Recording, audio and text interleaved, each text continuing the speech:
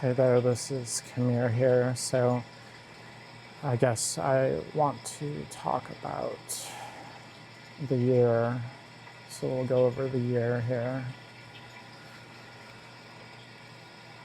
So, last year I was only attempting to work for half of the year. I was only able to keep it up for half of that year, right? So, and I was only working 12 hours a week, and I could barely manage that. And especially towards the end of it, it was around, halfway again through the year that I put in my 2 weeks at the job and told my manager that I couldn't do it anymore. And, the last day, I had a big order for delivery and I barely made it. I had to walk all the way there because I couldn't get a good parking spot. I'm pretty immobile with a pinched nerve, in the lower left back. So I had to walk all the way there. It was a decent distance for me, considering. And they had to walk back with me, get their order out of the vehicle and help carry it for me. Was how trying this was. And sometimes it would be a stabbing pain in my lower left back. And I would just have to wince and grimace and keep going and doing my job. And so, I just want to emphasize to people that's what it is to attempt to work. Like literally when I say attempt to work, that, I'm in a tremendous or decent amount of pain at the very least sometimes, and still having to do this. And delivery driving is a really dangerous activity. So I literally have seen my death flash, or was in my life, we'll just joke about it. I'm not sure. I saw something flash before my eyes too many times. So, I ended up having to come to terms with I'm more disabled, than I realized that I was ever going to be. I mean, obviously no one sits here and says, oh yeah, I want to be disabled. So it took me a long time to kind of come more to terms with that. And at the beginning of this year, the plan was that I had healthcare now, and I could really do my best to have a healthcare support system throughout the year. And then the other plan was to do resourcing and really figure out a way that I can navigate my life or have a better life with my disability. And so I applied for Social Security Disability Insurance, SSDI. I applied for HRSN housing assistance, health-related service needs is what it means. I applied for assistance to get a heater, an air conditioner, an air purifier, replacement parts for the air purifier.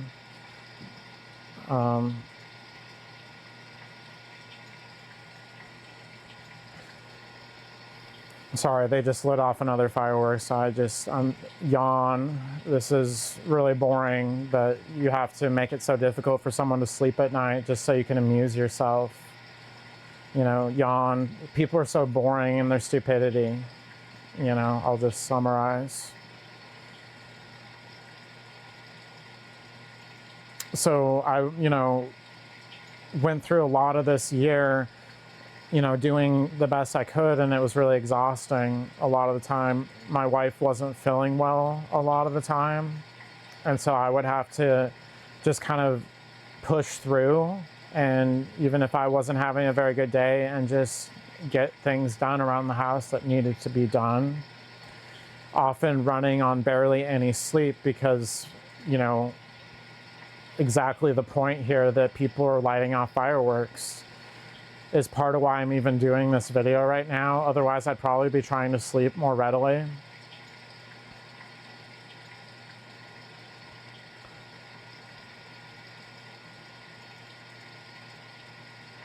So, trying to emphasize that it's just been really difficult when you're running on sometimes no sleep, maybe a few hours of sleep, and you're dragging yourself to an appointment. You can barely even walk for starters, like to start with. And you're just having to keep toughing it out. You can feel like a soldier on a tour of duty endlessly to like serve your life better so that you can have a better goddamn life.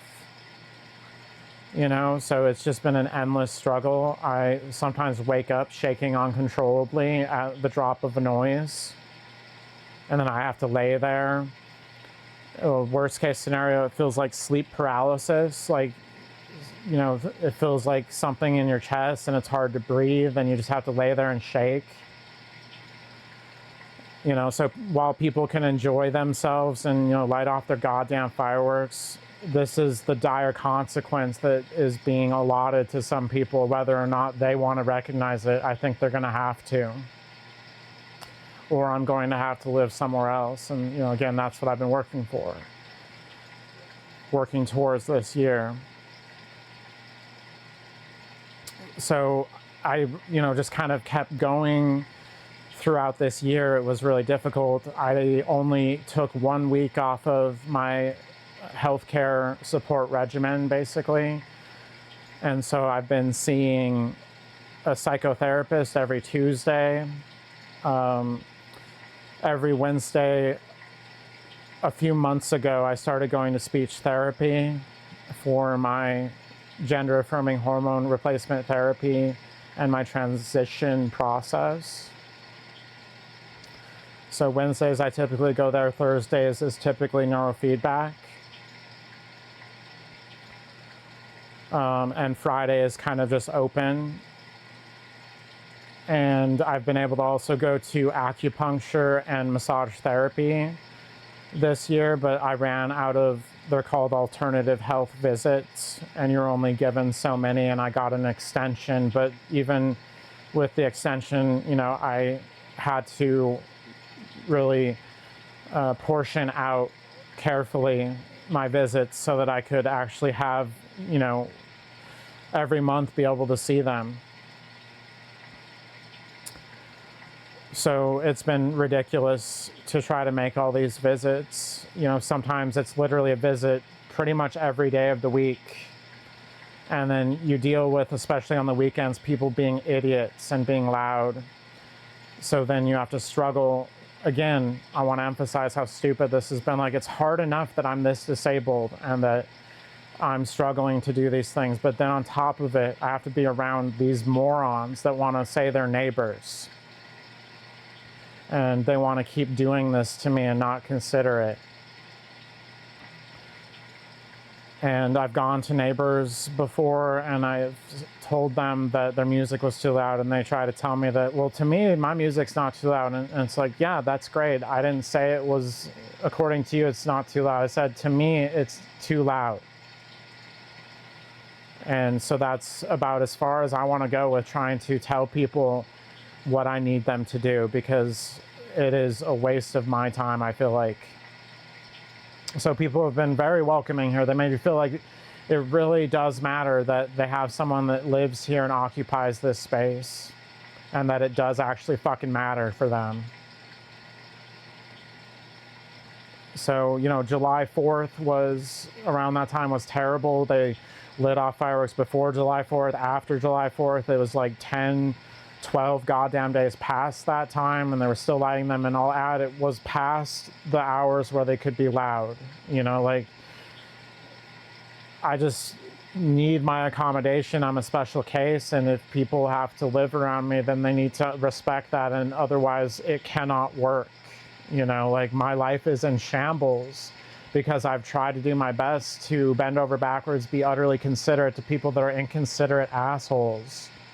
And this is where I'm at, so clearly this is not going to keep working.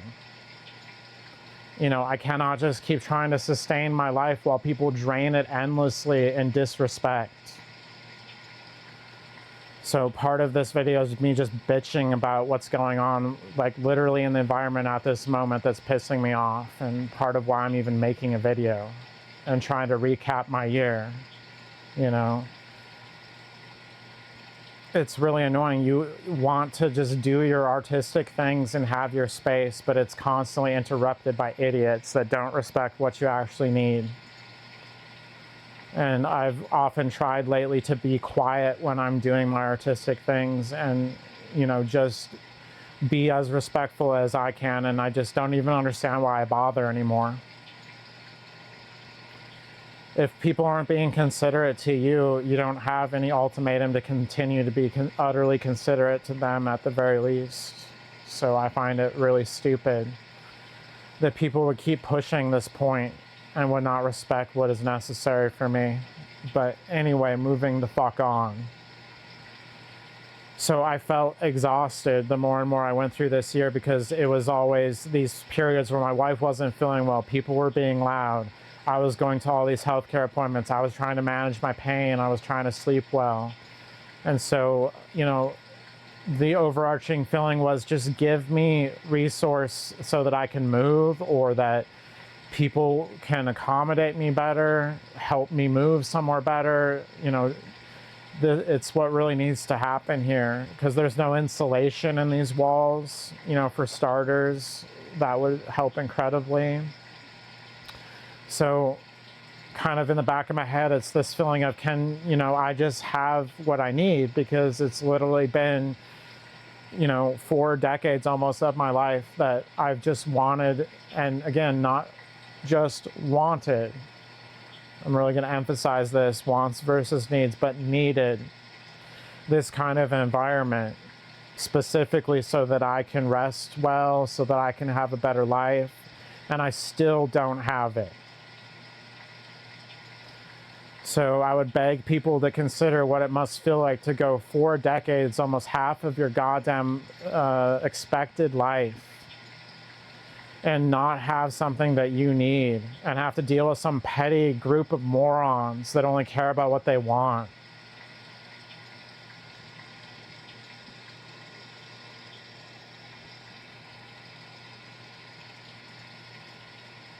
But I was very vindicated towards the end of the year, because some of these things that took longer finally, went through. So I'm getting a heater, I'm getting an air conditioner, I'm getting replacement parts for my air purifier. I got my air purifier some months ago, and so I've had that. So I'm getting those.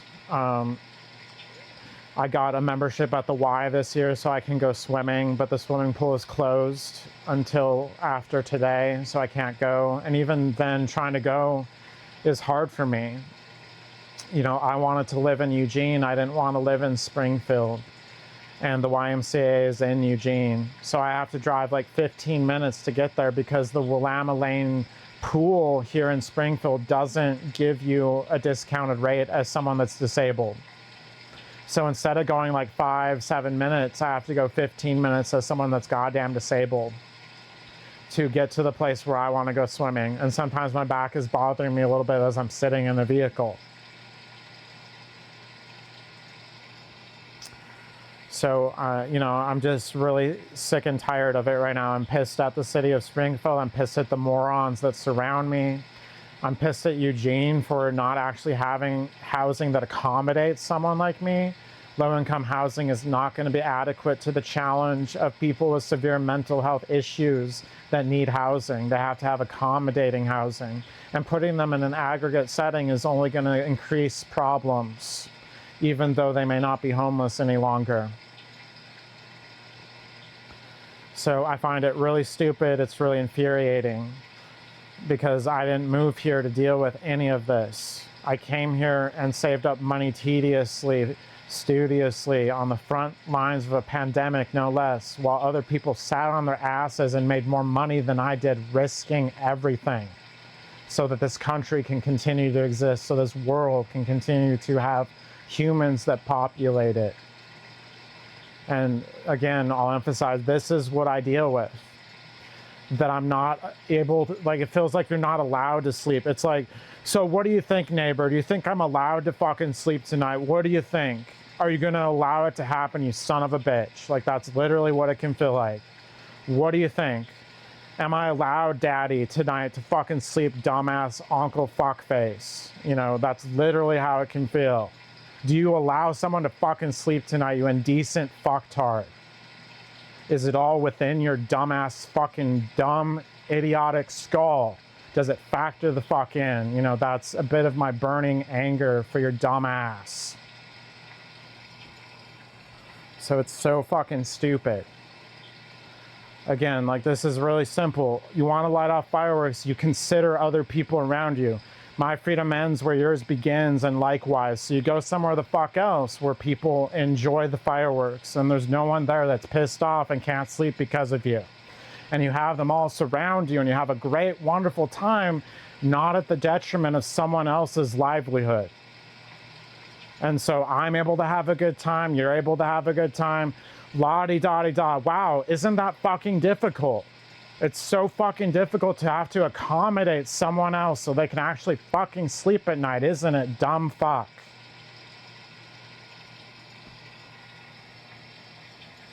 You know, it's just like you want to shake someone gently and just be like, do you fucking at all comprehend at this point, son of a fucking moron bitch?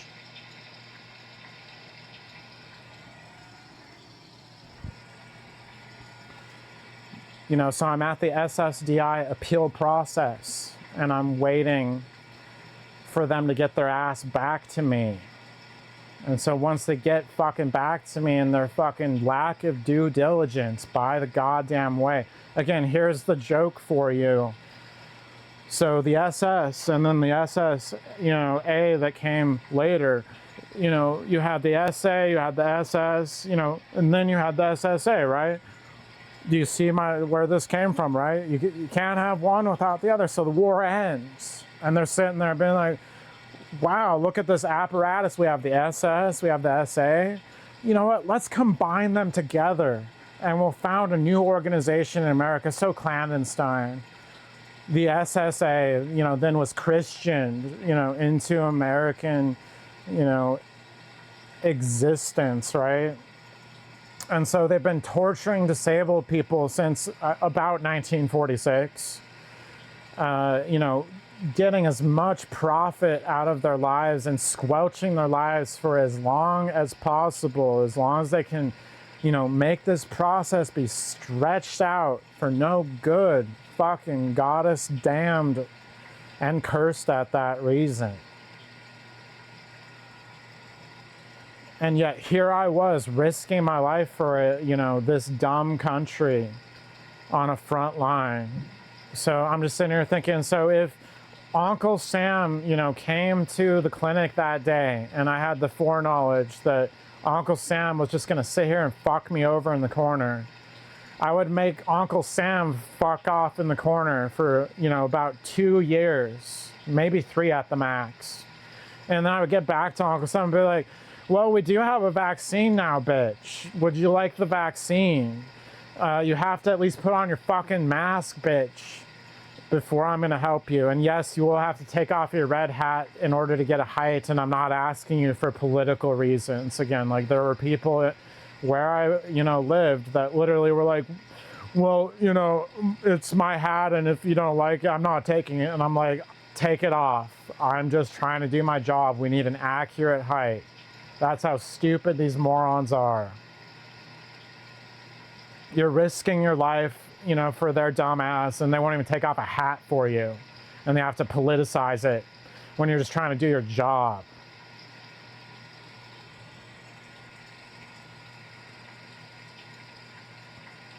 So with the HRSN rental assistance, it fell through. I don't qualify because my wife makes too much money. I make $0. Again, how the hell can I make money? I'm not even sleeping right now like I should be. How the fuck can I make money when I'm just struggling to sleep? You know, these assholes, they can make money. Clearly, they have money for their goddamn fireworks. But as for me, I'm not allowed, right, to have such a hospitality.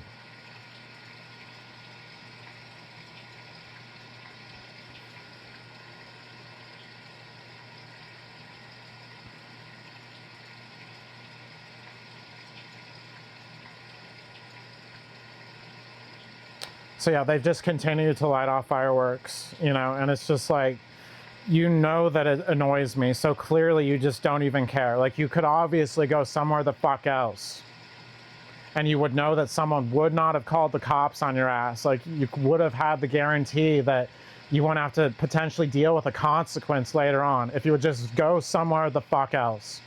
But you can't even do that. You don't even care. You deserve all the consequences that come to your fucking dumb ass. Every single fucking one.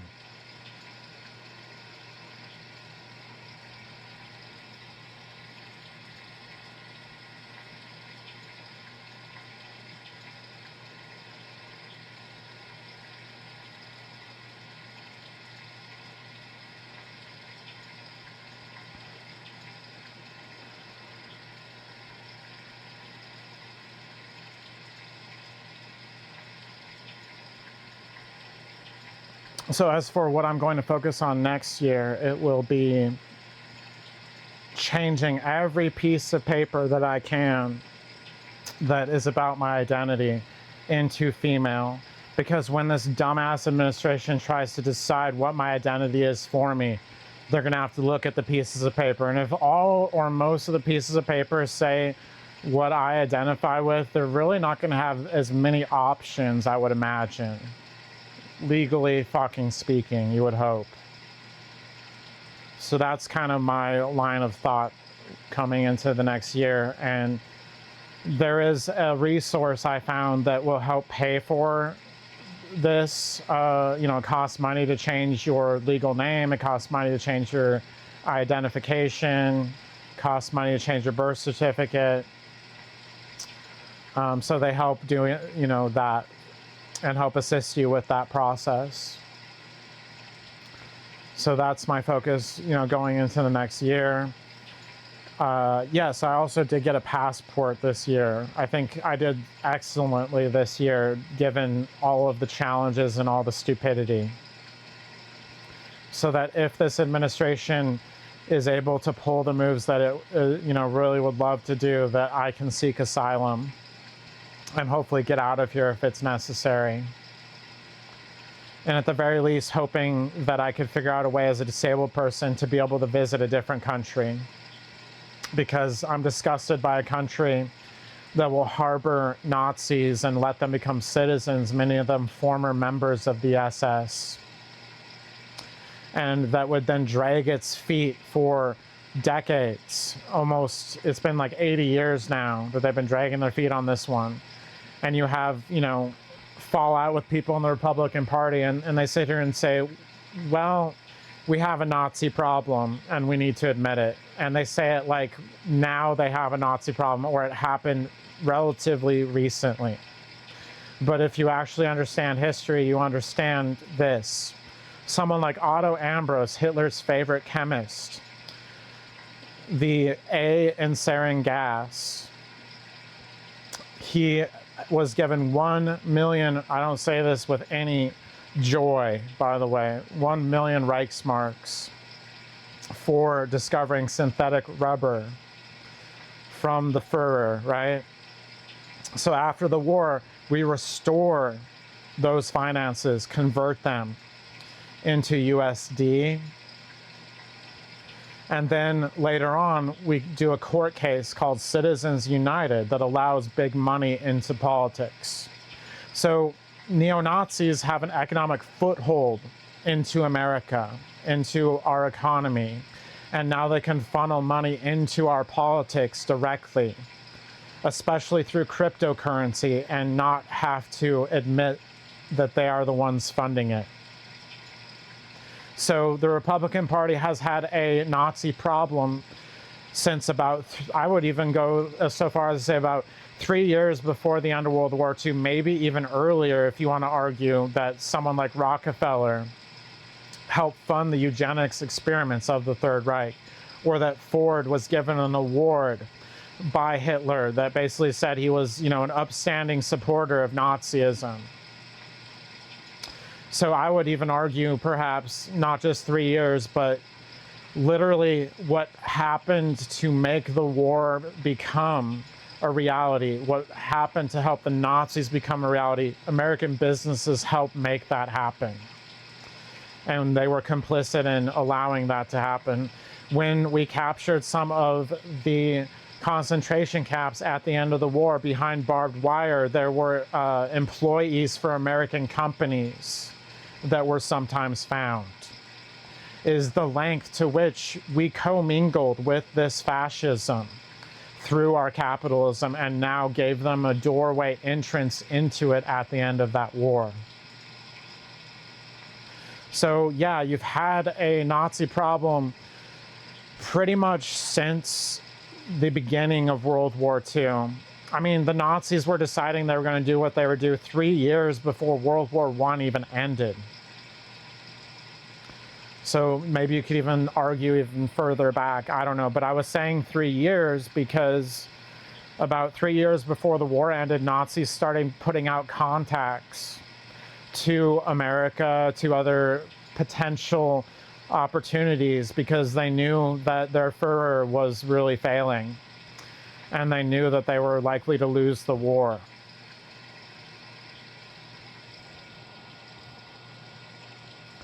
So we have quite a Nazi problem, in fact. And, you know, the way that this went out was the State Department, right, was tug-of-warring with what's called the Joint Intelligence Objectives Agency. And it was one of the most secretive entities that we know of as citizens that ever existed in the government, you know, that we know existed, right? And so it used the naturalization service and basically did a one-up on the State Department and gave these Nazis their citizenship through that method. And, you know, I guarantee you that it was more conservative, even supremacist American kind of people. And it wasn't as much liberal people that agreed with that bullshit. So yeah, the Republican Party has a Nazi problem. So does the Democratic Party in its own way. Again, like, I'll take money wherever I can get it, because I spend 3/4 of my time trying to get funding as a politician, and only 1/4 of my time, roughly, you know, is actually spent doing my job that I'm supposed to actually do.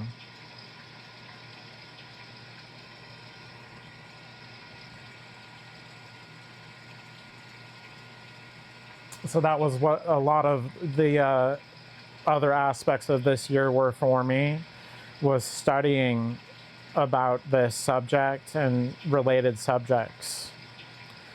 And I would highly recommend The Hidden Nazi by Reuter to anyone that would like to actually be more knowledgeable and educated on this subject. This is a book written by a lawyer. It was also co-authored by, I believe, 2 other authors, if I'm remembering right. So, you know, you could about imagine if I'm a lawyer, then it has to be a substantive argument. It has to have a burden of proof. It has to stand the tests and suspicions to that burden of proof and come out with some kind of, you know, some conviction that you can actually give for the accused crime. And he goes to great lengths to show you that Hans Kammler, who was purported to have killed himself at the end of the war, faked his own death, and we helped him to do this. And he was the plenipotentiary of the secret weapons projects, the wonder weapons projects of the Third Reich. And I don't want to ruin everything in the book, I suppose, you know, and go too far into this. But I guess I could just say, screw the CIC. They really had a lot to do with covering up Kammler and assuring that he got away with it, because, you know, we only know about it very recently, that this is a reality. So there are many documents that he provides in the book that he gives snapshots of that validify the burden of proof. And, you know, what he can conclude is pretty inconclusive. You know, again, a lawyer, just consider it. You know, this is not going to be some fait accompli. if you understand, when this guy sits down to write about it. What a buggerliosi.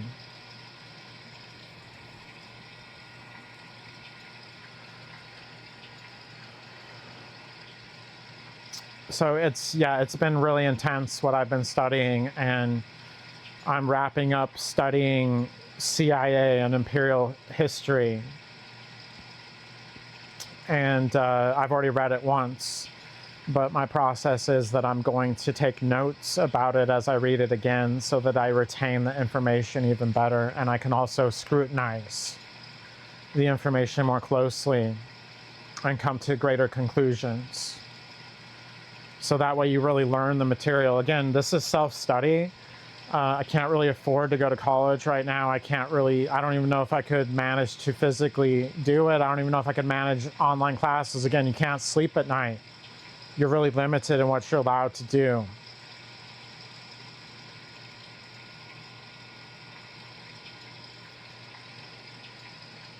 And that's, been a fascinating book. I did a couple of videos where I went over my notes for that a little bit. It can be hard because I feel like I'm plagiarizing. Sometimes I really try to just say, this is the author and you should just read their book. And I definitely don't give away everything, so that people would actually go read it. But, this book, some of the more interesting parts of it are like this. You look in the imperial mirror, of the past, and you look at what happened there. And then you look in the, like at the Cold War time, for example, is probably the prime time to be looking at stuff. And you compare that to what happened in, those old imperial days, and it looks very similar, strikingly similar at times. I'll give you a modern example. We'll look at what Trump is doing in Venezuela to make my example. So I would just say, this is gunboat diplomacy. So Palmerston, he was a Brit and he was a leader, right? And so he would, have his gunboats, and they would just sit there and fire at boats along the shore, maybe boats that had important cargo that were trying to get out of there. They would just shoot them and be like, oh, this is what happens when you don't listen to the imperialists. You should have just, oh, there it goes again. Oh, boom, it's gone. You can just picture, and then eventually shooting on the shore at times, like if that wasn't working, like, oh, come on, some diplomacy here. So what the orange one is doing is really no different. I mean, now we have drones, we have precision guided, laser guided, munitions that are able to strike their target with great precision, and we're able to eliminate them. We're not using a gunboat, but it's the same thing, but we have better technology now. So are we really about liberty, or are we just about imperialism, colonization? And here's the really fascinating thing in my studies, and I don't know if the White House may have removed this from the .gov website, but I read about the history of Venezuela before, this period. And what we did was we used the Monroe Doctrine, basically asserted our dominance in that region, and said, look, Britain, you're after all this gold and, all these resources in Venezuela, and we're asserting our dominance here. Like, you better get out of here, or at least come to some negotiation, because we're not going to put up with this. We're on Venezuelans' side on some level. While we'll level with you as Britain and be like, okay, like, you deserve to have this much, like, we'll cut the line here, and it's still not like giving everything that Venezuela really wants, or they would argue they deserve, but we, on some level, helped the Venezuelans. Like, on some level, some of them, you'd imagine, thought we were heroes, right? That we were against the imperialists, that we wouldn't just put up with them and let them do whatever. But now look at the mirror that we see reflected now. And we see that we've stabbed them in the back, like he stabbed the Kurds in the back. Even if the regime is really so bad and everything, the people will be scarred for generations, and they will hate America. They have now learned to hate us on a more deep level and have great enmity towards us. And while we may be able to assure that Russia doesn't get about a fourth of their oil reserves in the entire world for their war machine, have we assured that liberty has standing? And I think that should always be the priority, is that we're assuring liberty. And that isn't that the conundrum, or as the author puts it, the empire trap. You know, that corporate interests will lobby, say the CIA, in secret behind closed doors and say, look, I need the oil. You know, you need to go after this for me. And so then we're in this position where, in order to make sure that Russia doesn't have it, in order to make sure that the business is happy, blah, blah, blah, we have to be an imperialist. And I just want to say, is it really worth it? You know, this is, my analogy would be like this. This is Anakin Skywalker now, you know, putting on the Darth Vader suit. And it's going to be really hard to take it off once you really have, like, if you're stuck with that respiration and you're stuck with that condition, you know, such as Darth has, then there's really no helping you other than if Luke could pry off your helmet and make you actually see a shred of humanity once again. You know what I mean? Like, we could have been Luke Skywalker in this story. You know, Venezuela saw us perhaps on some level as that, but now they see us as Darth Vader. And I use that analogy because, again, the DHS released a video where it's Darth Vader, you know, going on a rampage, slaughtering a bunch of different people, and they're all labeled, you know, like, this is the fentanyl trafficker. You know, here's the illegal immigrant that's violent. So they literally own that analogy themselves as this current administration and proudly admit that they are Darth Vader, not Luke Skywalker. And in CIA and Imperial History, he talks about Angleton. And Angleton literally went to MI5, 6, probably both of them, really. I think he just said 5 in the book. And he was like, how do you organize your secret intelligence? Because I'm just going to copy that organizational structure. I'm basically going to, like, pick up where you left off. Like, give me all of your stuff, and I'm going to organize it the imperial way and everything. Like, here we go. You know, let's make an imperial secret intelligence structure for America. And that's what Angleton helped achieve. And you had Harold Macmillan. I'm trying to remember his name. I know Harold's the first name. Again, retaining information, just trying to go over it right now while you can't sleep at night. It's fun. So Harold Macmillan, he was the Prime Minister of Great Britain for a period of time. And he has a quote from the author, and like, it's from him, but the author, you know, obviously gives it in the book. And he basically, I'm going to not give it verbatim here. You know, basically he's like, it is fun to convince the Americans and have them parrot endlessly to us that we have to use imperialism at all costs. We have to use colonization efforts at all costs. It just makes me, I'm laughing in the corner at these stupid Americans that they fall for, you know, being a part of my empire after all this time. They're just, you know, I'm Palpatine, here's the analogy for me, whispering in Anakin's ear, you want to do this, you know, this is what you're going to do. You're going to do this. And so now they're just doing it. I mean, look at Venezuela. It's amazing.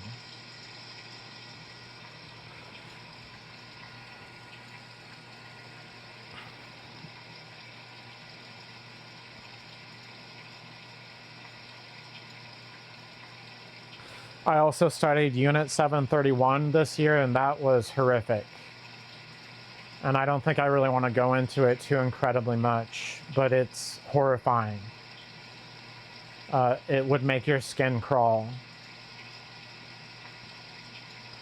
It's absolutely horrifying to consider. And, I'll just give you a quick recap on this. It was Imperial Japan's secret bio-death camp, war machine during World War II. Unit 731 was the main one. And America exonerated every single one of them, and not a single victim survived to tell the tale. So that's about all I can, bother to want to say at this point. And if you want to know more about the subject, A Plague Upon Humanity is the book you should check out. I think it was pretty adequate if you really want to know more about the subject.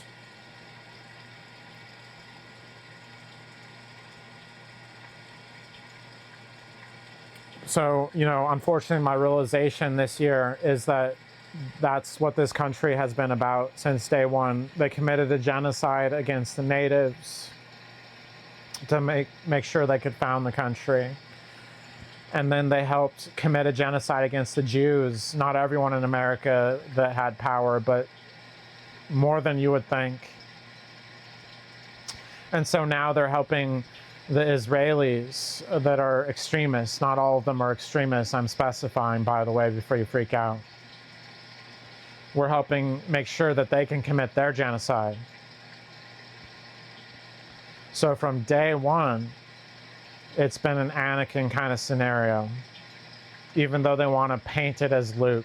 George Washington, he would psychopathically track down anyone that fled his camp fighting the British, and he would systematically kill them and systematically make sure everyone in the camp knew that that was what was going to happen to them, and do it right in front of them barbarously, and say, you're going to be here with me, because most of them were not fighting for the sake of liberty.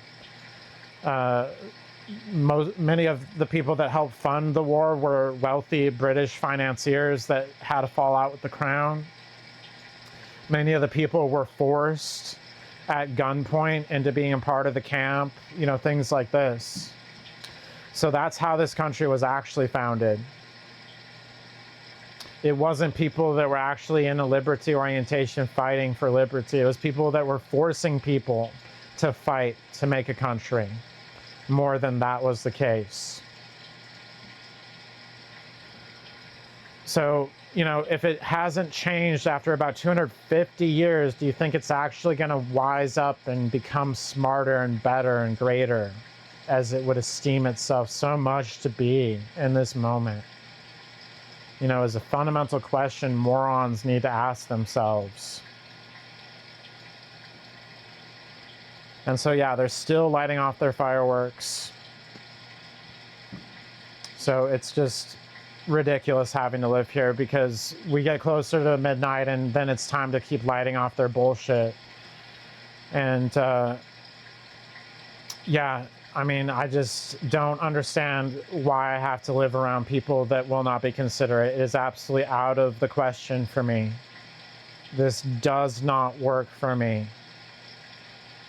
And I have to live around people where that does matter to them. And if I have to live around people that it doesn't matter to them, it's not going to be a good experience for anyone.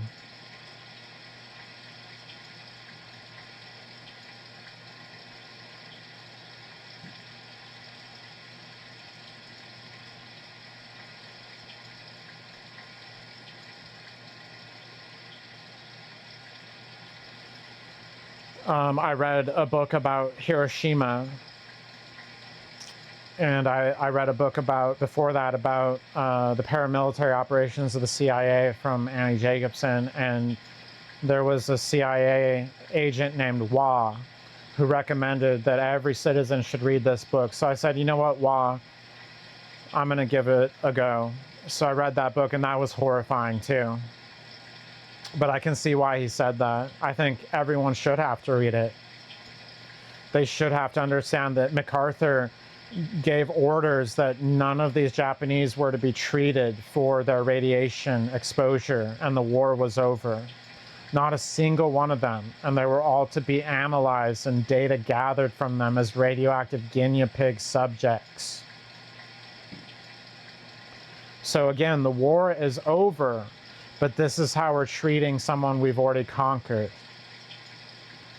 And I think it's something that the world will remember. Like, the Japanese probably remember that.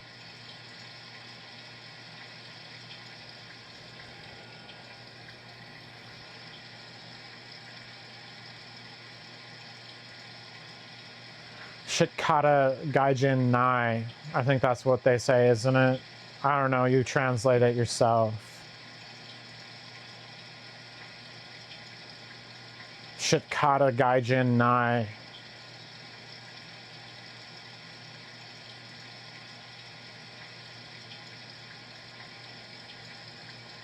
Except it's a Sioux that's speaking it, you know, so the Japanese gets it.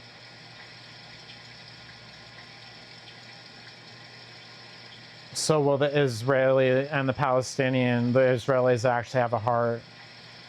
You know, so will the Germans that know that America was in cahoots with that disgusting, reprehensible war machine.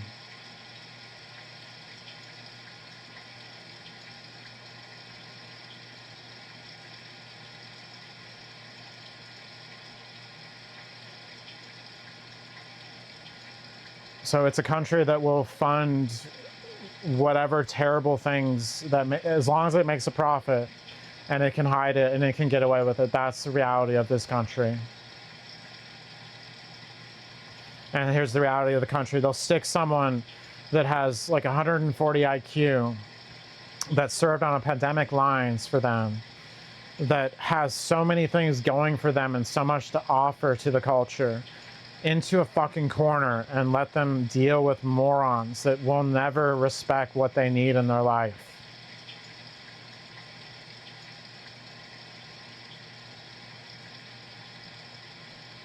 So, you know, I have a passport, and really the only thing that keeps me here most of all is this land owns me more than it owns many of these people. About a fourth of my blood is native. So literally, I am from this land. I don't own it, it owns me. And they think they own it, but they're going to be owned by it by the end of everything.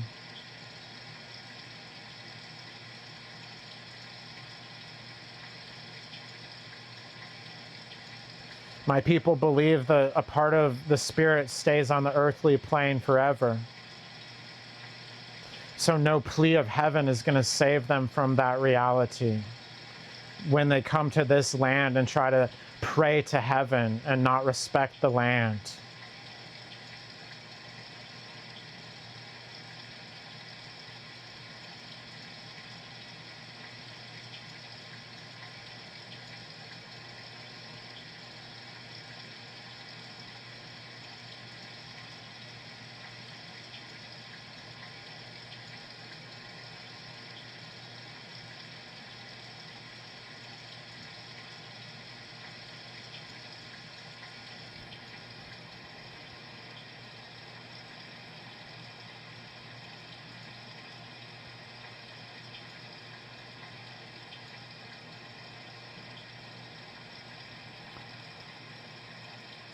So according to the Germans, I guess we'll just say many Germans, I don't want to be too overgeneralizing, the sun is feminine.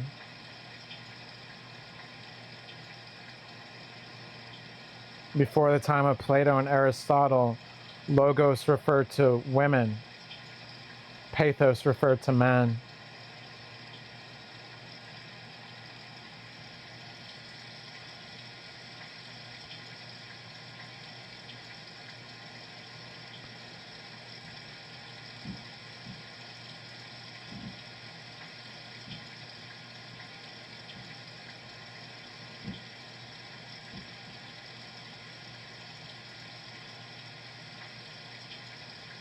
Yawn. Boy, I'm getting sleepy here. Yawn. It's so boring, I'm sleepy, but I can't sleep because it's so stupid.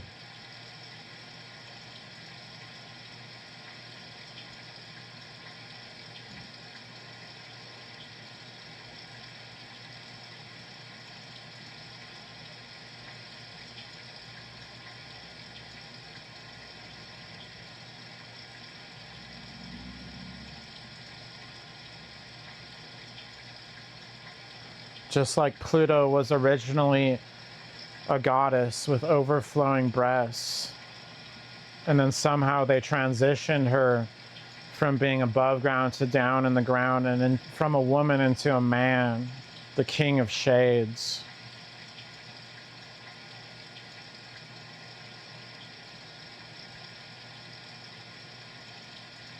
And the entire time, on some level, Pluto knew what was going on, and she just laughed the entire time at how stupid the dumbass patriarchs were.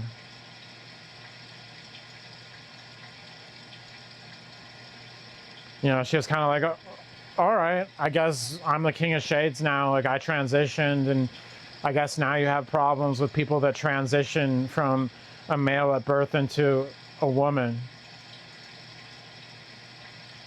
You know, isn't that just the hypocrisy of this patriarchy in a nutshell? I can transition whatever I so please from being a woman into a man. But as for a man becoming a woman, I'm going to have great issue with it. I'm never going to shut up about how I can't stop wanting to have a genital fucking detector with every single person I see.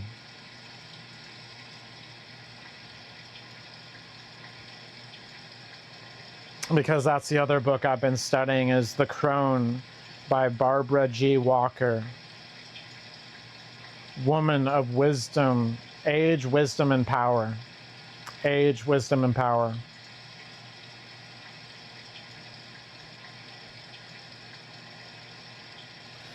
Or, you know, how about in the East, we have the original Mary, Mara, you know, might be one of the words she went by. And she was not a virgin, and she was not nice.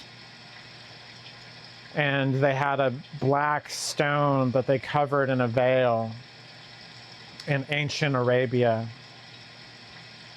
And they worshipped the old woman, the old lady.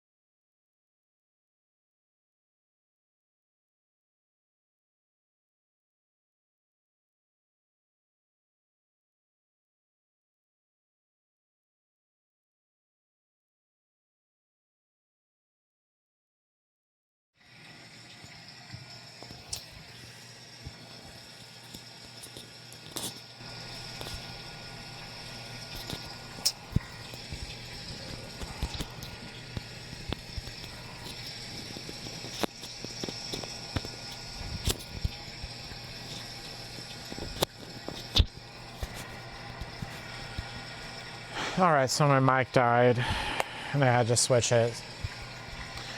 But yeah, I was talking about the Crone book by Barbara J. Walker. I'm not sure where it stopped. But you have Mara and you have Mary, and you can't have one without the other, the Eastern form and the Western form. And Mara, as she might go by, she has other names. In the East, you know, she cursed the land and left it. She deserted the land. You know, desert means to leave. And so that's why we call it the desert. We deserted it. And we had so much desert about it, apparently. And so it's called La Terra Gast. The wasteland might be, you know, T.S. Eliot, it might be an applicable translation here. And so, you know, some people in the East believe that the goddess cursed the land in the Middle East, so that's why it's desert terrain. The goddess, her fertility, her abundance, her greenery, it left because these men forsook her teachings and tried to make them their own and say that they had the power of motherhood, that they had the power of this, that they had the power of that. And in ancient Arabia, they had a black stone that they would cover with a black veil. And they would worship, or they would follow the old woman. And to this day, followers of, you know, the Muslim faith still refer to themselves, what they call themselves translates to the ones that are following the old woman. And so the La Terra Gast that, you know, happened in the East, it's going to come to the West. We see it right now with a collapsing breadbasket that has been squandered by colonists, you know, greedy Americans that don't respect this land. And so La Terra Gast is on its way. The West is much younger than the East, and the East has been learning this lesson much longer than the West. And compared to this old lady, this young culture will not be able to surmount her, I would summarize and say. They are fools to believe that they have somehow gained this power, or that they will have it at some point in the future, or that they will escape La Terra Gast, and that she will not leave here just as well as the East when she is not properly respected.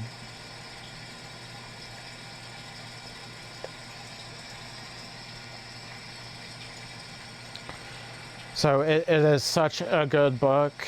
There's so much good kind of scholarly information in there to digest.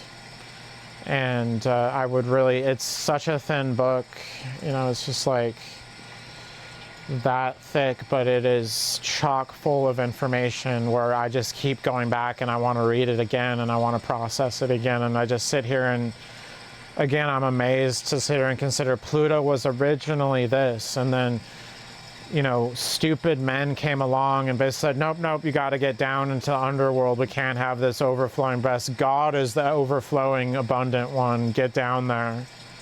I don't want to hear any more about these overflowing breasts or anything. Get down there. You're in hell. You know, you get to be the ruler of hell. You get to be Pluto. You get to be Hades. You don't get to be the life giver. You don't get to be the mother of all. You don't get to be up here above, sustaining the life force of this planet. That's what these men really had the braggadocio to have done.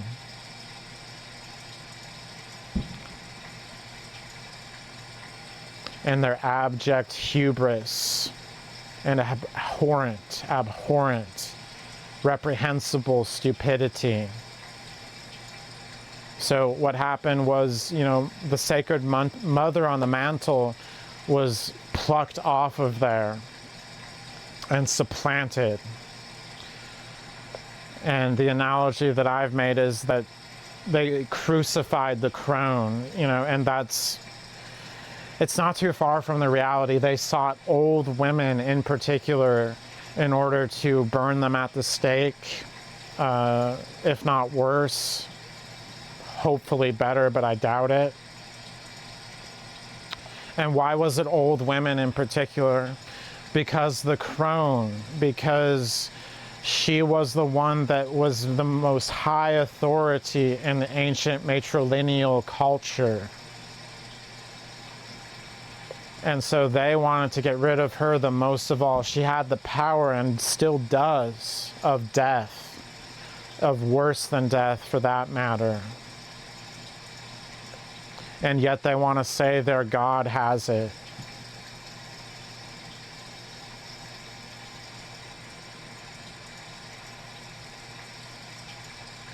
And so that's why it's Mara, not just Mary, Marie, Maria.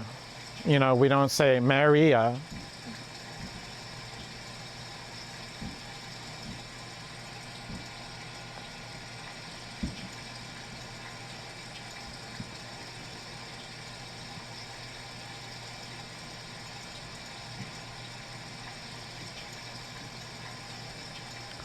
How about this year we decide to have ice works instead of fireworks? Let's be more creative instead of doing the same fucking thing all the fucking goddamn time, year after fucking year after goddamn year.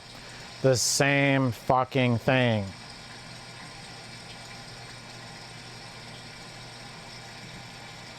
Because you and I both know that if the power was out right now, you fuckers would not be doing this, would you?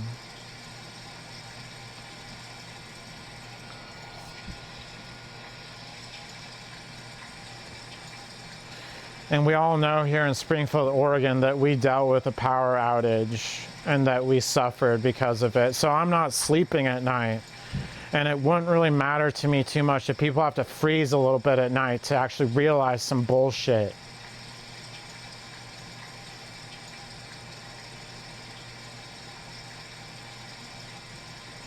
Because in so many words, that's what I'm dealing with. Like, I'm paralyzed in this position. I cannot sleep. I cannot have peace. I cannot have much of a life.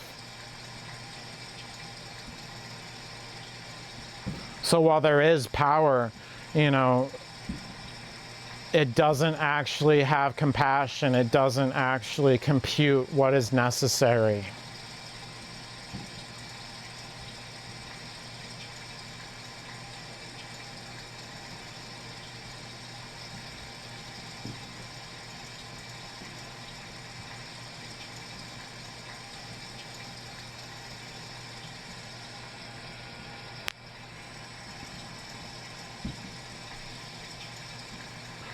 It's okay, Callie.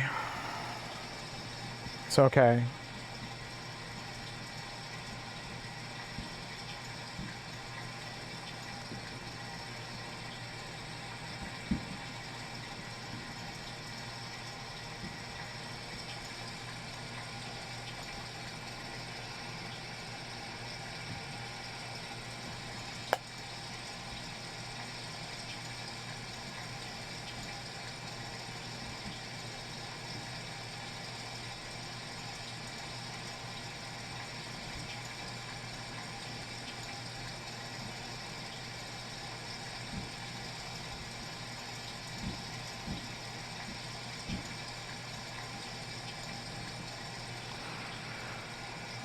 On the lunar calendar, it's not a new year.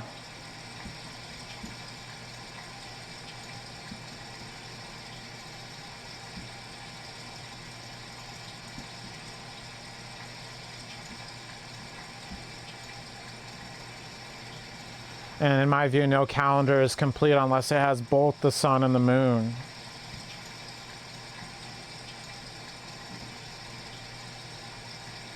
But again, patriarchs come along, they want to say, no, we're removing the moon from the calendar. Women, they were the ones that started measurement. They were the ones that dated when their cycles were, when this was happening. Men came along and said, no, we're the ones that measure. We're precise.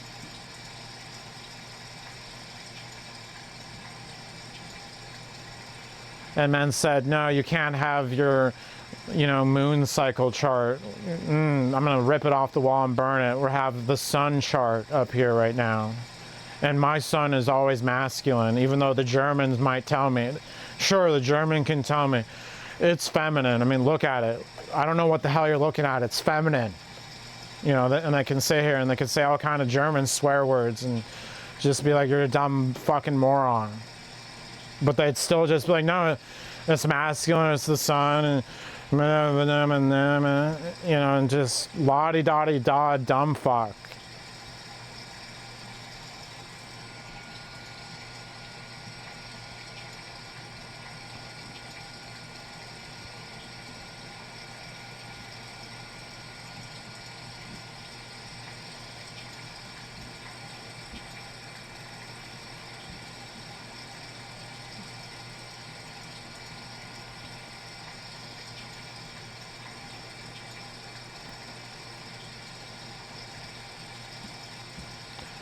But yeah, I did call the police, and they're just like, I don't know, there's really not much we can do. It's the new year. And I'm just like, I would love to be able to just like, I don't know, there's not much I can do. I'm just blaring music in the middle of the night all the time. It's always the new year for me. Like, every night's new year for me again. So I don't know what to, and it's just like the double standard here is fucking retarded. Like, you can decree that it's a holiday, but as far as like, if I need to actually sleep and I need a holiday of like, say, sleeping at night, we can't fucking amount that shit.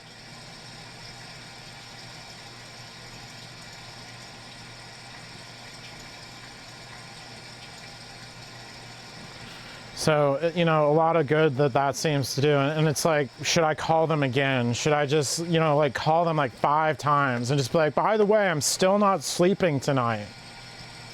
And supposedly, as a citizen of this country, like last I checked, I did not join the military. I did not sign away these rights. And I have the right to life, liberty, and the pursuit of happiness. You can't really pursue happiness if you can't sleep at night, and you need to sleep at night to have a life. And as for the liberty part, this is what it's about, like fighting tooth and nail, not being able to sleep the fuck at night. Sitting here being like, hello, bitch, do you want liberty? Do you like America? Because I need freedom from your stupidity tonight. Your freedom doesn't somehow not end where mine begins. Last I fucking checked, unless I join the military or something, I don't fucking know. Like, prove to me that I'm somehow abject of these rights, you dumb fuck. Because, if you want to go tooth and nail, like, my life doesn't really mean much to me at this point. Like, try to sleep incessantly and wait for the next holiday where you're going to have even more trouble to sleep. So, basically I have to fight to have what I need. Meanwhile, people are celebrating I don't know what the fuck, because there's nothing to celebrate here. You're not respecting liberty. I need my freedom from your stupidity. Your freedom ends where mine begins and vice versa. But it's never going to compute in a dumb country that has lost the orientation of liberty and triumphs in capitalistic orientation that is at the detriment of liberty. 250 years, and if I see you actually turn around and come out of this corner, I would be amazed. Because in this very moment, this country is not respecting someone's liberty. And I'm not the only one. So if you can't say you're actually respecting liberty in every case that it is more than possible for you to do so, then you can't say that you're about liberty at all. And in as much as you're actually about liberty, it's because of someone like me that's sitting here fighting and saying, look, this is my liberty. It's to have freedom from your stupidity, to be allowed to fucking sleep at night. A basic necessity that you take for granted, clearly.